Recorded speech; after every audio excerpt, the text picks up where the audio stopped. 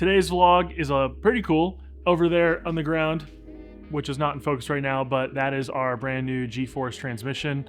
This is the first time that I've ever had anything other than our 4-speed Samsonis, which still current plan is going to E36. We're still waiting on parts to rebuild that. But yeah, box, really cool.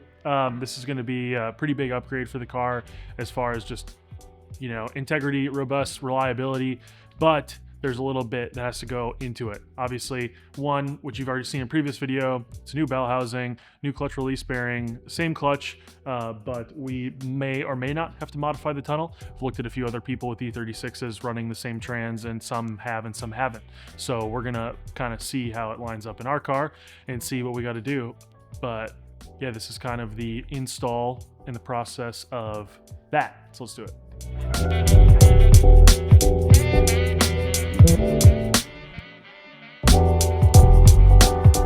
Okay, so how we're going to start this day is obviously we have the trains here, and this is honestly one of the last things we're probably going to touch. Most of the stuff that we have to do is in the car to kind of prep it. Current drive shaft loop is too close because the Samsonis was a little, the body itself was a little bit shorter. The shifter wasn't technically like built into the body of the transmission. This one is, so getting it in would probably be impossible with where the drive shaft loop is right now. So we're going to unbolt that, and that'll have to get remounted because it has to be a certain distance to hold the drive shaft. And as well, we need to take the shifter out. We need to take the top plate that the shifter is mounted to, so which leaves kind of like a nice rectangle opening in our tunnel for this stuff to probably protrude through. We do have like a shifter that could mount on this, and we're probably going to try out a few different handle options to see what we like. I've always before when I ran a 5-speed ZF, when I ran the Samsonis, and in my E36, I've always just kind of had a more vertical shaped shifter. So, but I know the throw in this is a lot different, but a lot more engaging. So we'll have to see kind of like what I like and how that works. And we're gonna pull the bell housing off because we just mounted it with like 2 bolts with not the correct bolts. So we're gonna remount that with the correct bolts and also plumb the clutch release bearing. Because ideally, if this all goes semi-correct and we don't have to modify the tunnel at all, then we can just put the trans in once. It will have to come out again to get a new clutch, which currently there's just the clutch in it is the ACT triple disc that has just Utah on it. But regardless, it would be cool if we only have to get this thing in there once. Okay, in sweet fashion, every time we work on the car, we've had to get the welder out because this car has seen the ringer and more. We've welded the strut towers together many times. We've had to weld where the metal on the strut tower goes to the rest of the bay once, luckily. Actually twice, I think. And that was after crashes in the front end. We've had to weld both the lollipop locations on either side with the trailing arm, or where the control arm connects in the back. And we've also had to fix the rear subframe multiple times, and we've had to weld where the rear subframe mounts, even though we've always had it reinforced. We've also had to weld where the rear trailing arm buckets go into the car. So honestly, I didn't even realize the list was that long until I just listed it now. And now, because of all the vibration of the trans, which actually makes sense, the location where the trans mounts into the chassis, like in the OEM location, is also cracked and missing metal. So we're gonna fix that before we proceed at all. But we do have the bell housing all kind of fitted up. I know where I'm gonna put the bleeder on it. So all the lines are on the quick release. That's all set to go, but then we gotta fix that part.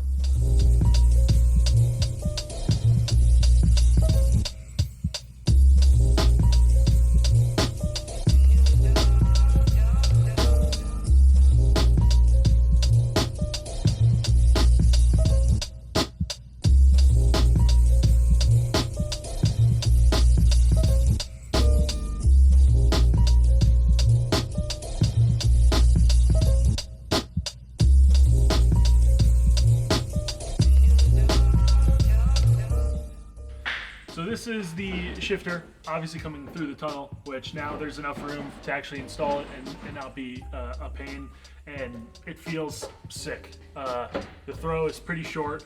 and the spring tension that's pulling it to the right for third and fourth is pretty strong. So just a simple push and it goes into third, and then it wants to like stay on the side going into fourth. I did have a couple scenarios with the Samsonus because there was no spring tension in either direction with the shifter itself, where I did go from third to second unintentionally. It never ended up being bad, but it wasn't super ideal. So the trans is currently sitting in the car. It is gonna have to come out again, as we realize that even though the cutout that we made around the shifter does provide enough space for that, and we're gonna make like the cover plate for the boot will cover all the spot that we opened up. But there is 4 bolts that are in the top of kind of like where the shifter mounts actually to the actual case of the trans that is touching the top of the tunnel, and obviously we don't want that. So we were able to mark them partially from the bottom, and we can measure and find that exact location. And so the trans will come back out. We're probably gonna notch around that, cut a hole in the trans, make a cover plate. It's all stuff that, you know, we were hoping that maybe everything would just fit in, but whatever we got to do, this is the trans that's going to be in this car, the next E36 that we build and all this stuff. So it's better to kind of figure out the little nuances now. Currently, until we do that, just so we could test out the shifter, we lowered the car down, mounted the shifter just to see how it feels, where it is in position to where my old shifter was, where the handbrake is and everything. And honestly, the positioning feels really sweet. The throw in the trans feels really good, and reverse doesn't interfere at all with the handbrake, which is cool. So while we kind of have the welder out from fixing stuff before, we're just fixing up some of the damage that happened into the tunnel when the drive shaft ripped itself apart in Utah. So once we get kind of that stuff fixed up, we'll probably go back to pulling the shifter back off, pulling the trans back out, and then cutting the tunnel. We were so close to not completely carving up the tunnel, but it hits just enough where now the smartest play is to just kind of take it all out. So as you can see, the seats are gone out of the car, the ECU's out of the car, the wiring's kind of tucked away except for, you know, some of this other stuff. And I kind of sharpied out a little bit here what we're going to cut out. We're going to cut, because there's bolts on top of the trans that are hitting basically right underneath this crossbar. I'm going to drill out the spot welds on this, get this out of the way, and then we're going to cut along the second ridge line of the tunnel, both on this side and that side, and then just take some 060 sheet metal and basically just make our own removable cover, which realistically is the smart thing. Even if the trans did fit without doing all this, it still probably is the smart thing to do. So that's what we'll do, and we'll get all the testing of making all the stuff out of the way before, you know, we jump into the new car next year or sometime this year.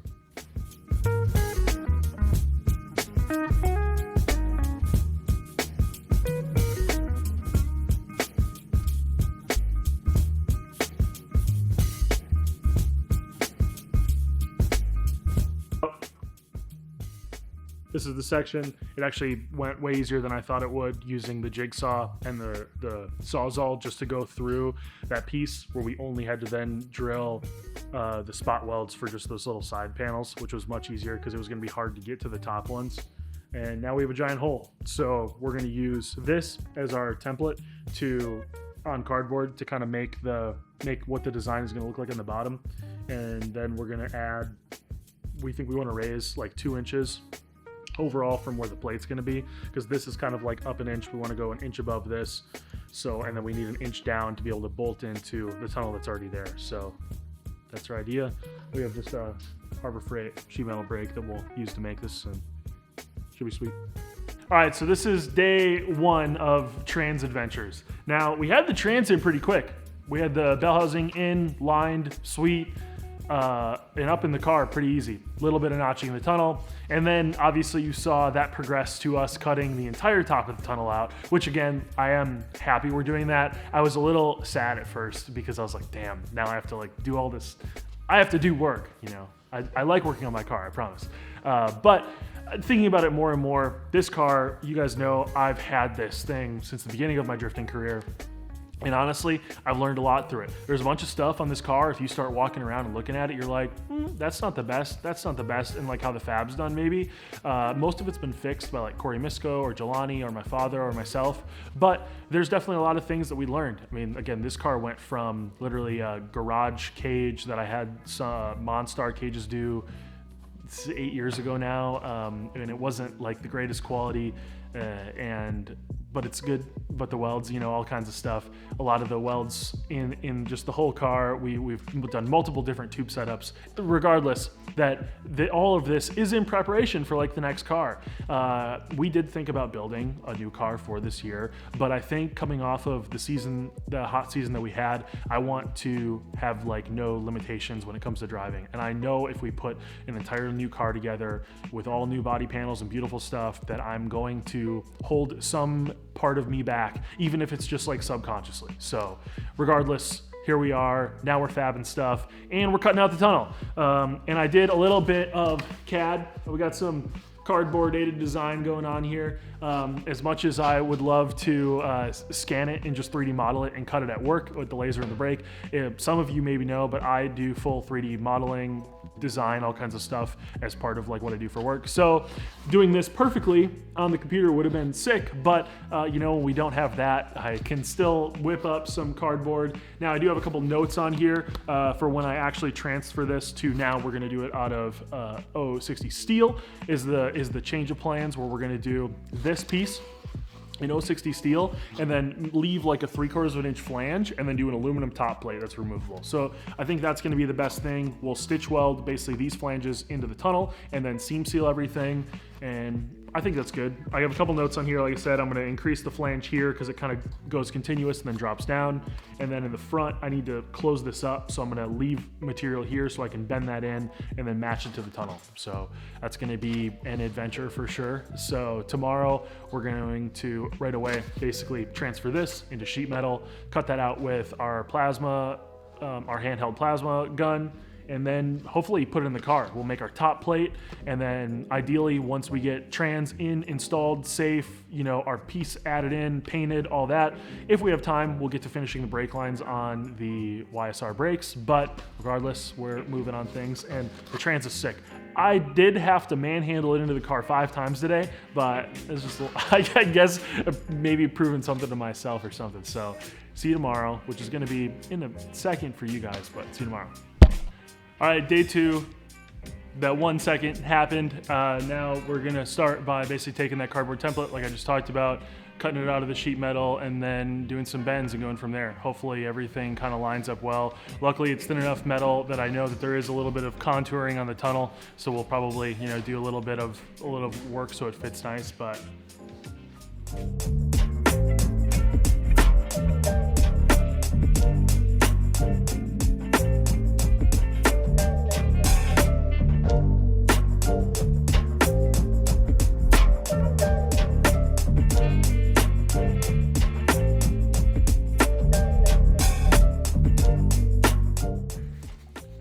All right, piece fabricated, nothing's bent yet, still have my marks, but plasmaed it out and cleaned everything up.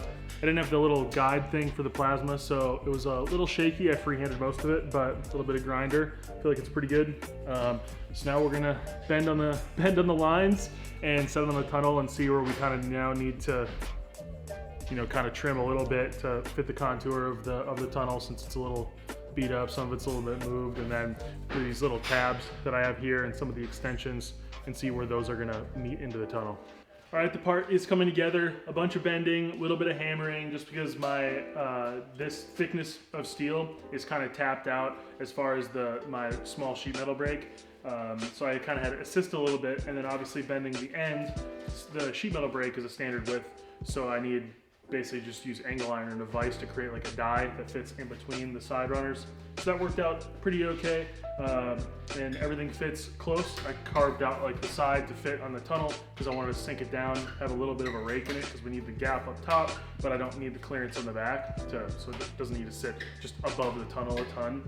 And as far as the rest goes, now I have this little bit of a gap kind of in the tunnel that I'll show you once I kind of move these tabs down. But before I start bending this anymore, because it works, I'm going to take the welder and just weld closed the 90-degree ends. So at least now that shape is like solidified, and everything, all the other bends are just to fit the tunnel.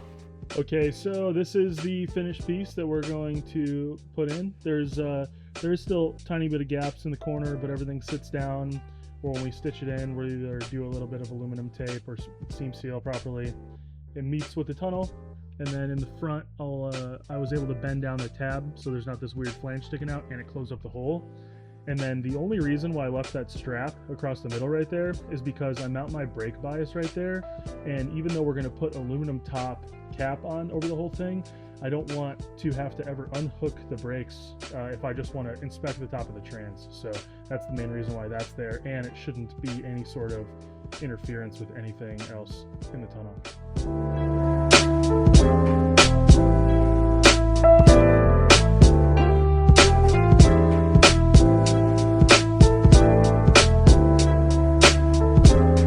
It is stitched in. Just tried to go light on it. The reason there's all the stitches in the side is because we basically clamped all the way down to try to pull it into the tunnel, which helped a bunch. And then it bowed the top a little bit, so we tapped that back down. And then we started looking at handbrake positioning, and we kind of know what we need to do for that. That'll be in the next video. I'm going to make a few things in SolidWorks to make that a whole bit easier. But pretty happy with how it turned out. And then, of course, the trans is in there now. So we have clearance is good. That's the part that was hitting those bolts. That was the whole reason why we cut all this up, but I'm glad we did regardless. It was a lot easier to put the trans in and got lots of room. All right, that is the end of this weekend's festivities. We have a brand new GSR trans. Super stoked on that. It is in the car that I unfortunately had to pick up 6 times and put in, which was definitely that was tough. That was a test for sure. But overall, I'm super stoked with how the trans fits in the car. We made sure to keep everything straight, lined up from the rear end to that. I'm happy with the tunnel piece that we put in. I think that the next time I make it, I'll make a few little modifications. I'll also probably make it where we laser it out at work and bend it, and it'll be money. This one, I had fun making it by hand. I definitely could get a little bit better and learn how to weld just a little bit better, but it does look good. I'm happy with it. There's a few things that we have to finish that we didn't get to this weekend, which is the aluminum cover plate. We have to mount the brake bias and have a spot for the line to go through, as well as remount the handbrake, but I'm not going to use the bracket we were using before. I'm going to try to take like a 1875 plate to make this a little bit more robust because the steel we welded in is a lot stronger, and see what the integrity is like that. Positioning the handbrake, I want it to be in the same location. And then the other main thing is the trans mount itself. Obviously the car's up in the air right now. We have just one of the lift jacks underneath it holding the trans up just so it's not all sitting on the engine mounts. But I'm gonna take the old mount into work, do a little bit of SolidWorks modeling. I have the bushings that I'm mating to that. So, and I have a bunch of notes. So hopefully at work, I'm gonna be able to get a new trans mount made, a new WiseFab handbrake mount made, and then I'll probably draw the top, the aluminum top plate as well. And we still have to drill and riv nut that plate itself to mount, but there's so much more room to put the trans in, which is pretty sweet. That's it. That's the end. This is pretty sweet. We'll see what kind of footage we can get together for the next couple weeks. The next video actually might be, it's either going to be continuing this project or it's going to be a recap. I have no idea. We've been actually doing so much stuff in the shop that the 2 remaining FT recaps are on hold until further notice. But thank you all for coming. Like, comment, subscribe, the usual BS, and let me know if you like the content that's going on. Thanks.